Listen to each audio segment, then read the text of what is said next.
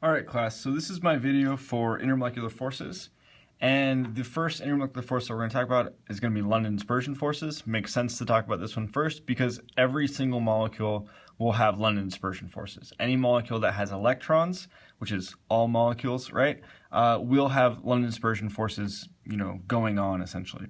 So the chemical that I'm going to use to talk about London dispersion forces is iodine. Iodine is I2. And each iodine molecule has two iodine atoms, and those iodine atoms are bonded together, and then there's going to be 106 electrons within this molecule moving around.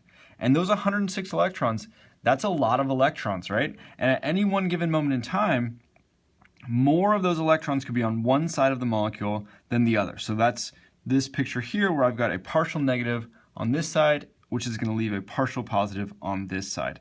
So the key here is that these are temporary partial charges. That's what's really important here.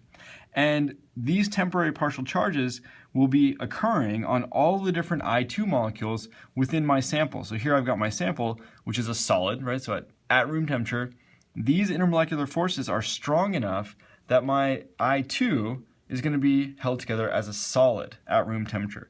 Now, we can break these intermolecular forces, we can break these bonds pretty easily, and iodine can sublime, and we've seen examples of that. But the intermolecular forces holding I2 together, that's these little lines here, and these are London dispersion forces. So this is an example of London dispersion forces, how it arises, and how it can hold different molecules together, and in this case, do a really good job of it, right? Making this to be a solid at room temperature.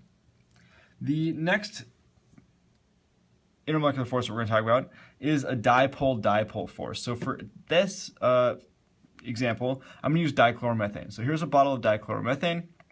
It's a liquid at room temperature. So obviously this dipole-dipole force holding the dichloromethane together is actually not as strong as my force holding my iodine together. Now this is a little bit confusing, I think, because we're saying to ourselves, well, these temporary partial charges shouldn't be very strong, and that's totally true. But the size of the molecule, the number of electrons, is going to play a role here. So iodine is so much larger than my dichloromethane that basically it overrules, based off of size, this dipole-dipole interaction. But let's talk about the dipole-dipole interaction a little bit more. And the source of this dipole-dipole interaction, so here's my dichloromethane molecule. So if we hold it like this sort of represents this picture here. These are, the red things are my chlorines. And the key here is that these chlorines are going to be partially negatively charged all of the time. So permanent partial charges, that's the key. So if I sort of hold this molecule like this, down is going to be partially negative, up is going to be partially positive all of the time. And I can align another dichloromethane molecule such that the positive end and the negative ends are attracted to one another. So that's going to be my dipole-dipole force. The last intermolecular force that we're going to talk about is hydrogen bonding. And hydrogen bonding is really just a very strong special case dipole-dipole interaction. So here I've got my water molecules. So this is my H2O. And I've got a partially positive end, partially positive for the hydrogens, partially negative for the oxygen, which can interact. Maybe we'll just do it this way, cover these up. Right? It can interact negative end of the water molecule to the positive end, so on and so forth. And really this is going to be just again, a dipole-dipole. I've got a permanent dipole situation here. And this hydrogen bond is just a really strong dipole-dipole interaction.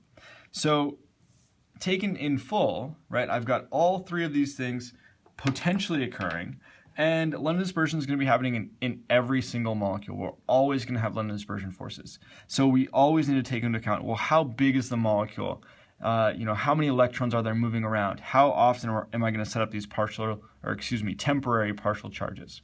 Dipole-dipole, I need to have a permanent partial charge. Permanent partial charge means one end of the molecule always looks negative, so this chlorine end always looks negative, the other end always looks positive. That's the only way I'm going to get a dipole-dipole interaction. For my hydrogen bonding, it's just a really strong special case dipole-dipole. So we need to understand the requirements for this. And the way that I like to draw this, I like to draw X bonded to H. So this is a covalent chemical bond that is not the intermolecular force. And then that's going to be interacting with another X molecule, a lone pair of electrons on the other X. So in this picture up here, right, this H is this H right here. this X is going to be this oxygen, and this X is going to be this oxygen. So I've got a lone pair of electrons, and then this, right, this is my hydrogen bond. That's my very strong, essentially very strong dipole-dipole interaction. And in this case, X needs to equal O, N, or F. So my small, highly electronegative elements, those are going to be what the X molecules have to be, essentially, to get this hydrogen bonding case. So in order to set this up, this is the requirements that I need to satisfy. All right, let me know if you guys have any other questions about intermolecular forces and how this all gets put together.